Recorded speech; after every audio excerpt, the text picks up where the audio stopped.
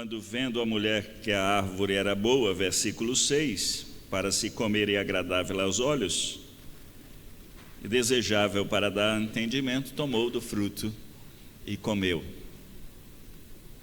Depois que ela comeu, ela deu também ao seu marido, e eles abriram os olhos, e percebendo que estavam nus, cozeram folhas de figueira e fizeram cintas para si. Então, esta é a queda. Eles estavam agora nus, eles caíram em nudez, não é? E alguns de nós sabemos que a nudez física, ela é bastante constrangedora do ponto de vista da comunidade, mas aqui ele está sem a justiça, sem a inocência, sem o estado de pureza que ele tinha antes. Ele está despido na presença de Deus, com a sua rebeldia agora consolidada, exposta e dominando o seu coração. A palavra de Deus diz em Gênesis 6:5 assim: viu Deus que a maldade do homem se havia multiplicado na terra e que era continuamente mal todo o desígnio do seu coração. Foi assim que o homem ficou. A palavra de Deus diz que o homem tentou cobrir-se, e ele fez tomou folhas de figueiras e ele fez vestes para si. Mas você pode esconder dos homens ou das criaturas o seu mal, mas Deus vê você por dentro. E Deus diz, viu Deus que era continuamente mal todo o desígnio do seu coração. Eu tenho visto pessoas muito educadas, não é? E que tratam com muita gentileza, mas quando a gente vai na casa deles e come um saco de sal com eles, a gente percebe que aquilo era apenas uma casca, era folhas, não era real. Nós vamos ver também na expiação que Deus sacrifica um animal e faz roupas para Adão. Mas era continuamente mal todo o desígnio do seu coração. Justiça do ponto de vista moral e do ponto de vista jurídico humano é um pouco diferente. Nós não vamos tratar isso aqui.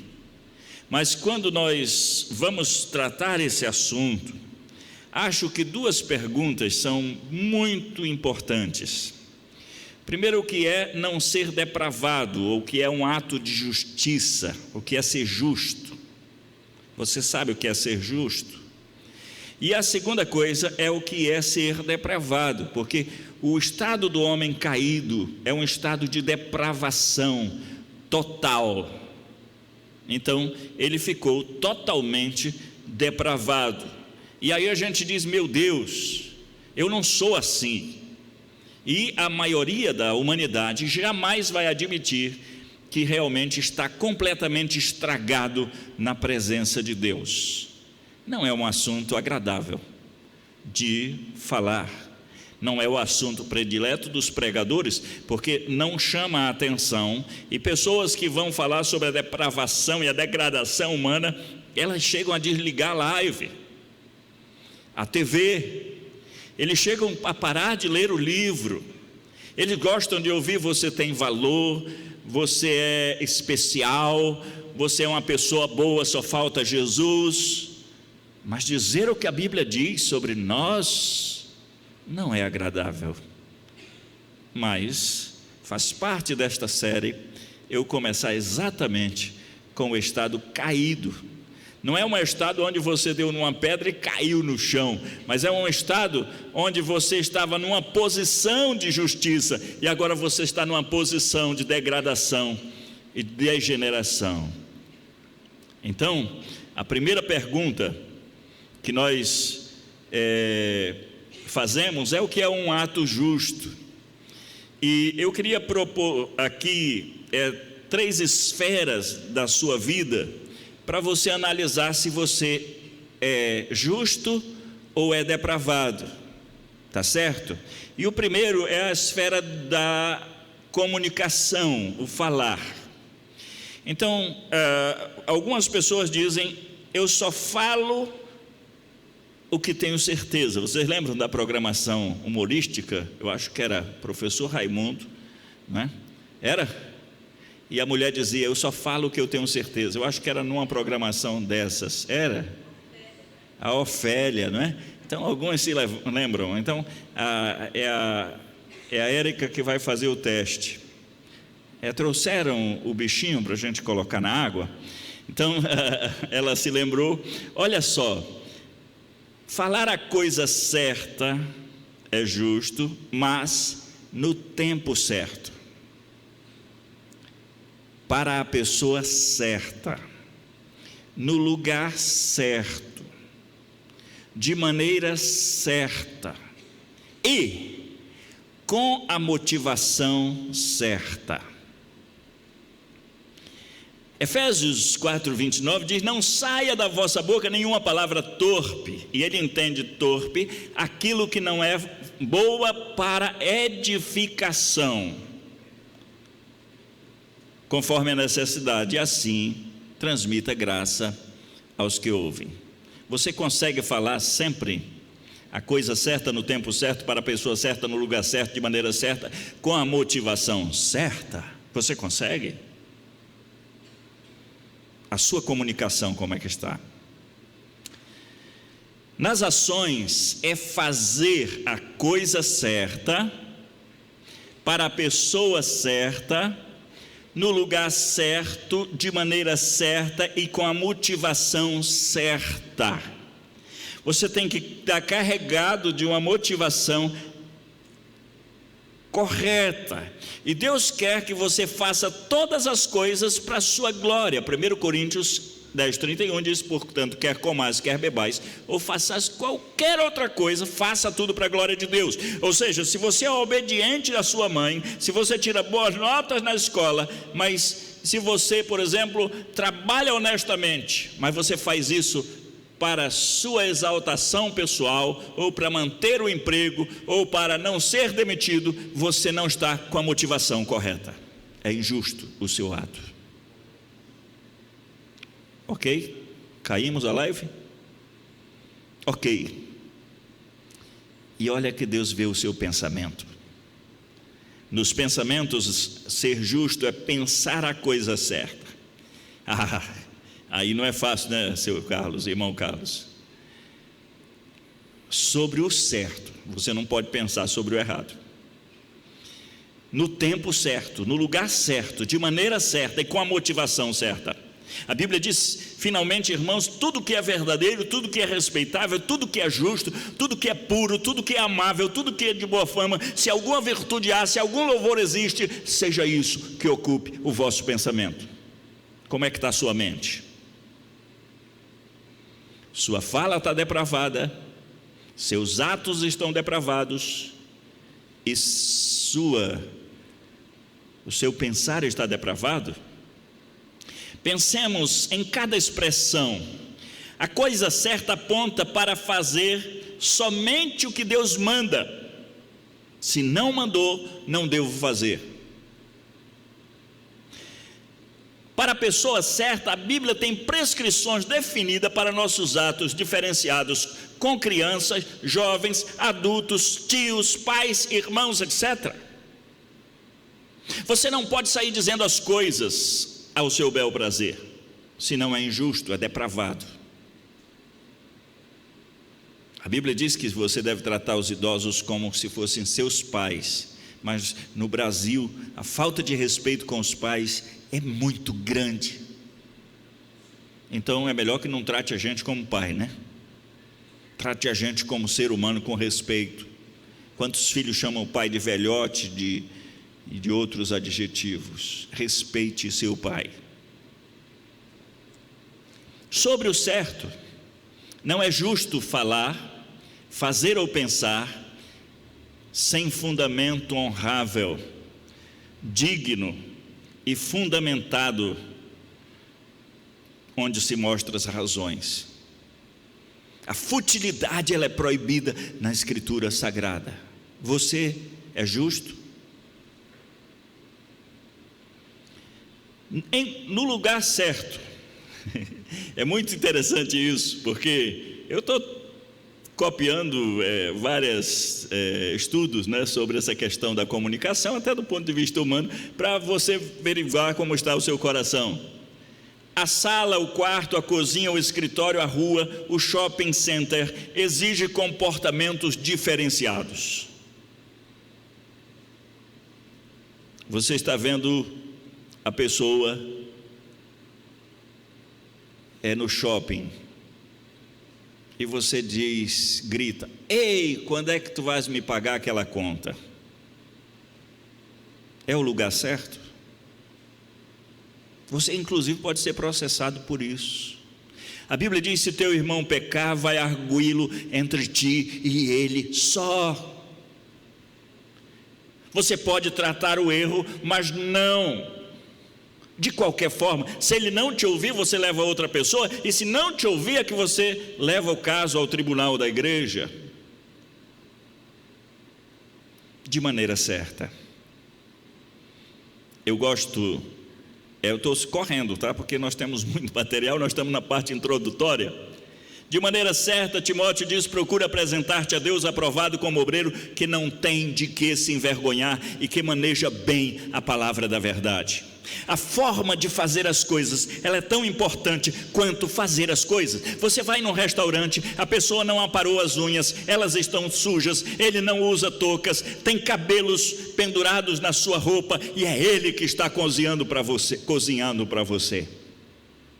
Cozinhando é meio complicado. Você quer comer naquele restaurante? E você chega na cozinha e as baratas e os ratos estão passeando lá. A maneira certa é a maneira devida, a maneira apropriada. Quantas vezes você está dizendo a verdade para o seu marido, para o seu pai, para o seu irmão, para a sua esposa, mas não da maneira certa. Mas é a verdade, pastor, sou muito sincero. Você é sincero, depravado, corrupto e caído na lama do pecado, como eu e qualquer um aqui fora de Jesus. Quando se fala do estado caído, se fala que até aquelas questões mais justas, como nós lemos na semana passada, é como o trapo da imundície perante Deus. O homem está caído. Com a motivação certa, nossos motivos são tão importantes perante Deus quanto nossos atos. Não é justo atos que escondem malícia, segundas intenções reprováveis, objetivos escusos. Alguém diz para você: eu não roubo para não perder o emprego. O que é isso? É ser ladrão esperto. Ele é ladrão. Ele não está roubando porque é mais vantajoso ele não te roubar, viu, Carlos? Porque senão ele perde o emprego, mas ele é ladrão. Não trai o meu cônjuge, essa é boa, para não ser traído. Isso é ser adúltero negociante, né? Ou seja, ele não presta, mas se eu dou, eu vou levar. Então é melhor não dar. Terceiro exemplo, porque eu não posso dar todos, nem tenho condição, é: não desobedeça os meus pais. Olha essa aqui, o Heitor, porque quero ganhar os presentes de fim de ano. Você é um rebelde dissimulado que precisa de conversão. Você deve obedecer porque é certo obedecer seus pais. Você deve ser fiel ao seu cônjuge porque é correto viver uma vida de fidelidade a Deus e ao próximo. Você deve ser alguém que respeita os bens do seu próximo porque você deve com o suor do seu rosto comer o seu pão e não à custa do trabalho do outro. A corrupção está nos atos que o mundo chama de justo, porque aparentemente é justo, mas não tem a motivação, nem a maneira, nem o lugar correto. Faz sentido? Por isso que Deus diz: era continuamente mal todo o desígnio do seu coração. Também fazemos o injusto, quando o injusto parece justo aos nossos olhos, mas é injusto, como por exemplo, por ignorância. Não é a boa intenção que torna um ato justo. Boa intenção, diz alguém, que o inferno está cheio de boa intenção. Pastor, no reino de Deus os fins não justificam os meios, nem os meios os fins, e nem os princípios justificam meios e fins. Os princípios, meios e fins têm que estar de acordo com a vontade de Deus. Que coisa! Isso denuncia o meu pecado. Para Deus o justo é essencialmente direito, do princípio ao fim. Deus não condena sem quebrar, não condena sem a quebra de uma lei justa. Deus não condena ninguém sem a quebra da sua lei. Você quebrou a lei dele ou nos pensamentos, ou nas palavras, ou nas ações, ou nos três, ou em todos os aspectos destas formas de se relacionar com o mundo e com as coisas e com Deus. Deus não justifica sem cumprir a lei e transferir a culpa e puni-la com equidade. Jesus é o substituto dos salvos. Ele não passa panos quentes na culpa. Ele não é corrupto. Esconder a culpa de alguém, isso acontece muito. Corporativismo político, corporativismo até eclesiástico, escondendo a culpa de uns e punindo a de outros. Favores da lei para uns e rigores para outros. Deus não é assim, mas o homem é. Era continuamente mau todo o desígnio do seu coração. Deus não justifica sem impor condições justas e que ganham a mudança de comportamento, garantam a mudança de comportamento dos culpados, arrependimento e fé. Ele exige arrependimento e fé. Você precisa entender o seu pecado, a sua culpa, e você precisa confiar que você merece o inferno, mas que Jesus cumpriu a lei e é suficiente na cruz por você e por mim. Meus queridos irmãos, então, o que é ser depravado? Eu já dei a dica, mas aquele cuja moral foi degradada, comprometida, ou corrompida e degenerada, que já não é o que deveria ser. Exemplo aqui do copo d'água, tá? Então, ela não vai beber, porque eu já bebi, a Érica. E ela é uma água boa, ela me descedenta, ok? A água é boa? Caiu uma mosca dentro. Você ainda bebe a água? Só se estiver no deserto, né? Tira a mosca e toma água. Não estraga o meu exemplo, Érica. Eu sei, tu estás com máscara, mas eu estou vendo tua boca sorrindo, né? Ok, meus irmãos, o que é ser depravado? É ser degenerado, é ter sido contaminado em alguma forma do seu falar, do seu pensar, do seu fazer, do seu ter, do seu se relacionar com Deus ou com os homens. Quantas pessoas estão cantando para Deus, orando a Deus, lendo a Bíblia, não para agradar a Deus, mas para receber bênçãos, para restaurar a sua família, para ter emprego. Esse não é o motivo de fazer as coisas certas. Devemos fazer o certo porque é certo e porque é o caminho que Deus escolheu para nós como nosso Criador. Por isso, em primeiro lugar,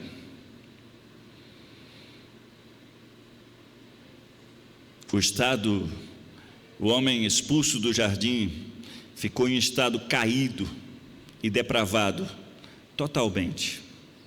Isso se refere à transição humana de um estado de inocência no Éden para um estado de culpa e desobediência, e expulso do Éden.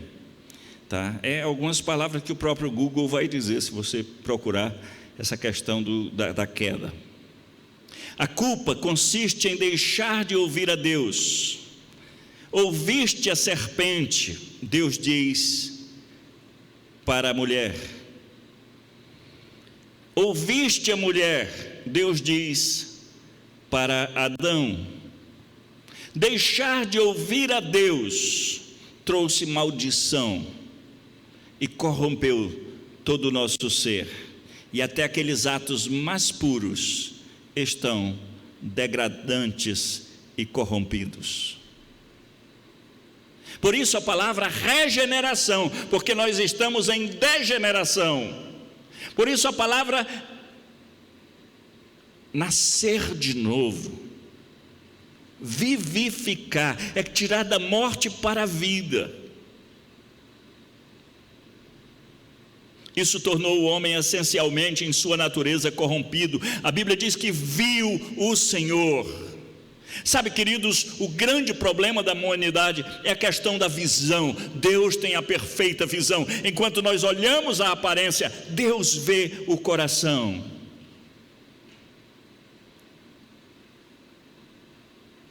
Raio-x, tomografia, ressonância, mapeamento, ultrassons não chegam nem perto da precisa e exata visão que Deus tem de cada um ser humano, e Deus vê você. E Ele olha para você, e Ele olha para mim, e Ele vê corrupção. Por isso que o apóstolo Paulo diz: eu quero ser achado em Cristo, porque eu não tenho justiça própria, procedente de lei. Antes eu pensava que tinha, porque eu não tinha visão. Mas quando o Espírito Santo me iluminou pela palavra da verdade, eu percebi que eu era o principal dos pecadores.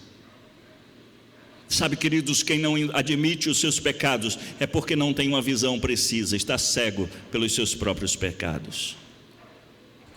Na queda de Adão, todos os homens de todos os tempos ficaram desprovidos de justiça e de bem.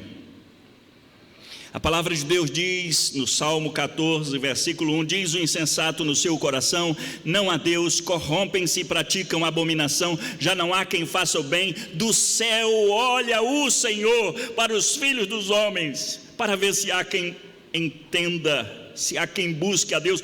Todos se extraviaram. Essa palavra extraviar é usada por Jesus naquele caso das ovelhas, 100 ovelhas, e uma se extraviou. Sabe qual é a tradução de extraviar lá?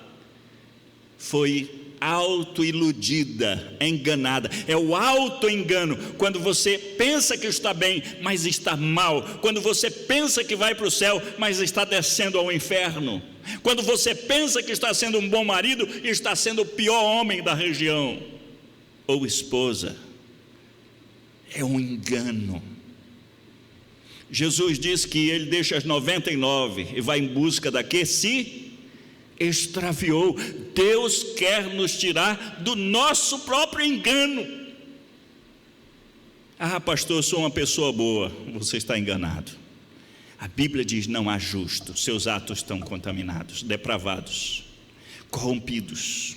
O apóstolo Paulo descreve os homens como cheios de toda injustiça, malícia, avareza, maldade, possuídos de inveja, homicídios, contenda, dolo, malignidade, sendo difamadores, caluniadores, aborrecidos de Deus, insolentes, soberbos, presunçosos, inventores de males, desobedientes aos pais, insensatos, pérfidos, sem afeição natural e sem misericórdia. É assim que Paulo e os santos descrevem a humanidade. Falar assim rápido estraga a live? Não? Dá para entender? A síntese conclusiva sobre sua reflexão à luz do Antigo Testamento e dos fatos é que judeus e gentios estão em estado de corrupção. Ele diz: que se conclui Romanos 3:9? Temos nós qualquer vantagem? De forma nenhuma, pois já temos demonstrado que todos, não escapa ninguém, judeus e gregos, estão debaixo do pecado, como está escrito. E aí ele cita o Salmo: não há justo nenhum sequer, não há quem entenda, não há quem busque a Deus, todos se extraviaram. O que a mulher disse? Para Deus: a serpente me enganou. E como é que eu fiquei? enganada. Como é que está a humanidade? Extraviada, enganada. O salmista, o Isaías diz no Isaías 53, todos nós andávamos desgarrados como ovelhas, cada um se desviava pelo caminho. A umas se fizeram inúteis, ele diz aqui, não há quem faça o bem, não há nenhum sequer, a garganta deles é sepulcro aberto, com a língua, eu falei da comunicação, urdem engano, veneno de víboras está nos seus lábios. A pessoa está falando de amores, jurando amores, dizendo, Pai, eu te amo mais do que qualquer coisa, tu é o homem melhor do mundo, e essa pessoa está envergonhando o pai no emprego, na escola, no casamento, na criação dos filhos, e está jurando amores. Isso é corrupção total, depravação total, é o auge da hipocrisia e do engano que domina o coração dos homens. Você nunca se sentiu assim? Ele diz, seus pés são velozes para derramar sangue, agora está falando de Atos, seus caminhos a destruição e miséria, desconhecem o caminho da paz. Não há temor de Deus diante dos seus olhos, porque agir assim é não saber que o juiz de toda a terra um dia se levantará e cada um dará conta de si diante de Deus. Jó é o paradigma perante a humanidade de integridade, retidão e temor a Deus. Mas ele, quando se encontra com a face do Senhor, no seu livro diz, quanto menos ao homem que é abominável e corrupto, que bebe a iniquidade como água. Depois eu falo um pouquinho mais do Jó, porque ele vai dizer, eu te conhecia só de ouvir, mas agora os meus olhos te veem. E qual é a visão que ele tem quando vê o Senhor? Me arrependo e me abomino no pó e na cinza. Deus vê. Para o Senhor, Deus ver o coração é ver a essência dos seres e coisas, o real estado das coisas. Quando ele estava na casa de Jessé para escolher um rei, mostraram um dos irmãos de Davi, o cara era bonito. Porém o Senhor disse a Samuel, não atentes para a sua aparência nem para a sua altura, porque o rejeitei. Porque o Senhor não vê como vê o homem vê o exterior, porém o Senhor vê o coração. O nosso problema é que nós não estamos diante de um tribunal que nós podemos enganar, lesar, subornar. Nós estamos perante o tribunal do universo, daquele que nos criou e nos deu um caminho para seguir e sabe e exige fidelidade externa e do coração. Jeremias descreve o coração como enganoso e corrupto. Ele diz, enganoso é o coração mais do que todas as coisas e desesperadamente corrupto, quem o conhecerá? Jesus descreve o coração como a origem de todos os males, quando diz em Mateus 15:19, porque do coração procedem os maus desígnios, isso é, os maus pensamentos, homicídios, adultérios, prostituições, furtos, falsos testemunhos e blasfêmias. E ele diz aos fariseus, vocês, Lucas 16:15, vocês são os que vos justificais a vós mesmo diante dos homens, mas Deus conhece o quê? O vosso coração. Deus sabe. Você pode enganar o pastor, pode enganar o papai, pode enganar a mamãe, pode enganar a igreja, pode enganar a vizinhança, mas Deus te vê. Então emende os seus caminhos, corra para Jesus e peça misericórdia. Hebreus diz que não há criatura que não seja manifesta na sua presença. Pelo contrário, todas as coisas estão descobertas e patentes aos olhos daquele a quem temos de prestar contas. Em terceiro lugar, a solução para este estado de miséria é sermos iluminados para vermos e aceitarmos o socorro divino. Admitir o estado caído, a depravação total, que é o primeiro ponto do calvinismo, é a primeira graça para a salvação daqueles que foram escolhidos por Deus. O restante vai dizer: eu sou bom, eu mereço um lugarzinho lá em cima. Você merece o que eu mereço, e todos nós merecemos o inferno. Isso nos remete a entender o significado de humildes de espírito. Aquela multidão pensava que ser curado da cegueira, da lepra e das outras coisas traziam felicidade. Jesus disse: bem-aventurados os humildes de espírito, porque deles é o reino dos céus.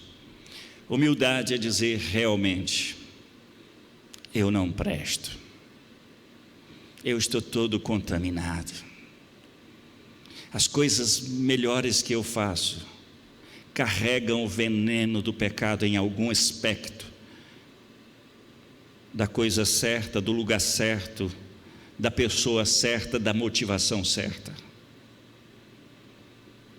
Como eu fui malicioso como pastor, como eu fui malicioso com minha esposa, como eu tenho sido malicioso com meus pais ou meus filhos. Você consegue ver a malícia do seu coração e dizer: Senhor, tem misericórdia, não tem nada em mim para te oferecer, eu preciso de ajuda. Se o Senhor não me socorrer com teu filho na cruz, eu estou perdido.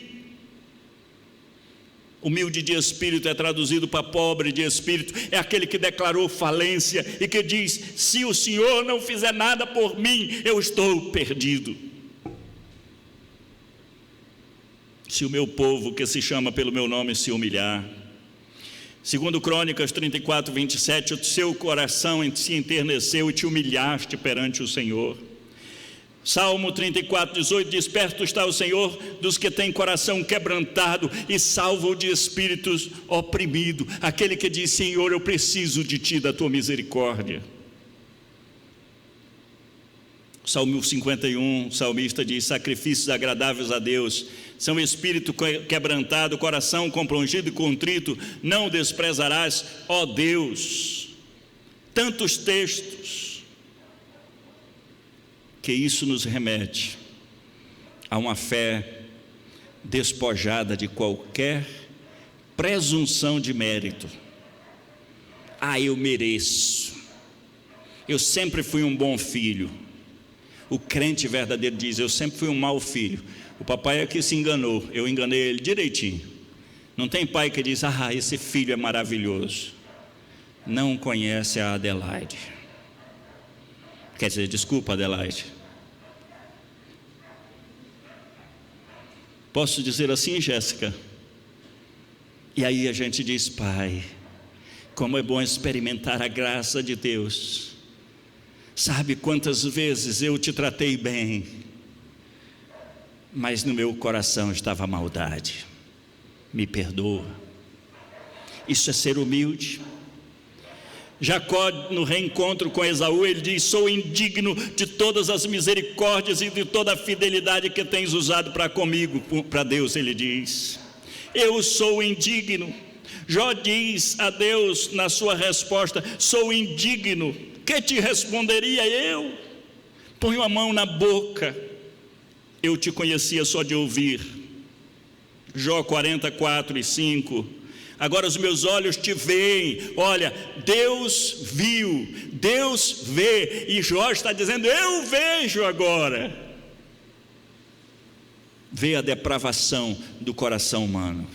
Se você não enxerga isso no seu próximo e você diz que o ama, você está enganado. Deus quer que eu ame vocês como vocês redimidos, mas em luta. E vocês têm que me amar assim, porque se esperam coisa boa, é só no céu, tá? Nós estamos em Cristo lutando para fazer o certo porque é certo, e não mais pela malícia que dominava o nosso coração fora de Cristo. E ainda quer dominar em Cristo, porque é uma luta. Paulo diz: eu esmurro o meu corpo e o reduzo à escravidão. Isaías, quando está perante o Senhor, ele diz: ai de mim, estou perdido, porque sou homem de lábios impuros, habito no meio de um povo de impuros lábios. Os meus olhos viram o Rei.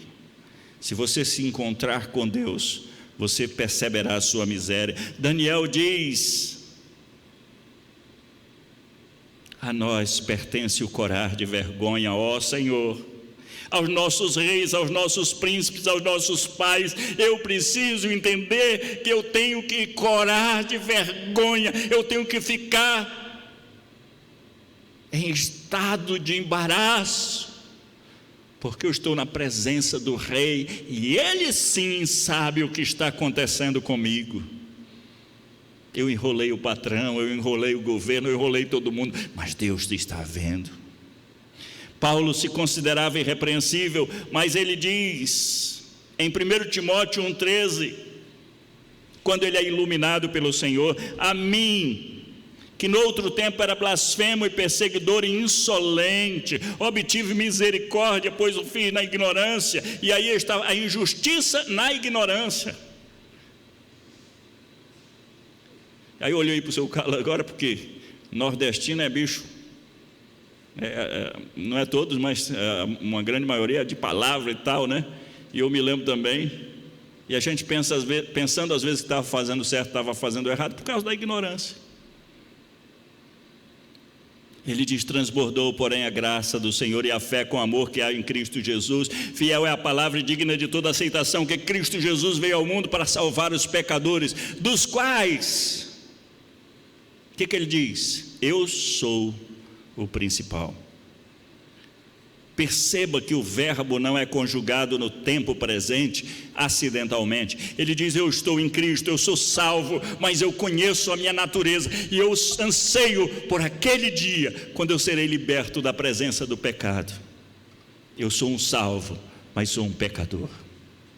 Crentes de nariz empinado, que desprezam os outros, que se acha melhor do que os outros, não conhece a força da sua própria natureza. Às vezes nem é crente. Por isso uma palavra aos crentes e aos igrejados, porque tem gente na igreja que não é crente. Supostos crentes cheios de opiniões e críticas de sua igreja e de outros, e prontos a apontar o defeito de outros, são equivocados em sua fé e ainda são escravos do pecado e filhos do inferno. Crentes que não somam no árduo trabalho de Deus, que são mesquinhos na obra do Senhor, ainda não perceberam a hediondez de seus pecados e não visualizaram a grandeza da graça que os tolera, que espera as mudanças por anos e que nos redime em Cristo. Quando o culto não é razão, não é prazer em adorar, você vai ao culto, mas não tem prazer em adorar o gracioso Rei, mas um sacrifício, um pesar, um desencargo de consciência. Isso demonstra que ainda você é cego e cativo pelo seu próprio pecado. Mulheres que são carinhosas e atenciosas ao marido, somente quando estes satisfazem seus caprichos e vontades, revelam depravação total em sua noção de fé e de família. Ela não está sendo fiel e amorosa, ela está sendo comerciante. Mas tem palavra para marido? Tem. Maridos que somente tratam as esposas com atenção quando estas fazem o que eles bem querem, demonstram ser prostitutos, adúlteros e dominados pelo pecado. Eles estão comprando ela. Você tem que tratar sua esposa porque Deus mandou tratá-la bem, com respeito, com cuidado. Pastores, líderes de igreja que condicionam a sua dedicação ao ensino, cuidado ao rebanho e amoroso pastoreio ao salário, aos tapinhas nas costas, aos elogios das pessoas daquela congregação, expressam ignorância sobre o verdadeiro chamado. Eles têm um ministério totalmente depravado. jovens, o corpo já não está mais aguentando, dominados pela preguiça, chantagistas com seus pais ou cuidadores, não cooperadores nas atividades domésticas, agressivos, viciados em jogos eletrônicos, ou outros que furtam de suas obrigações, que envergonham seus pais com os milindros e dengos infantis, são filhos do inferno e ainda em depravação total que os governa, não são libertos do Senhor.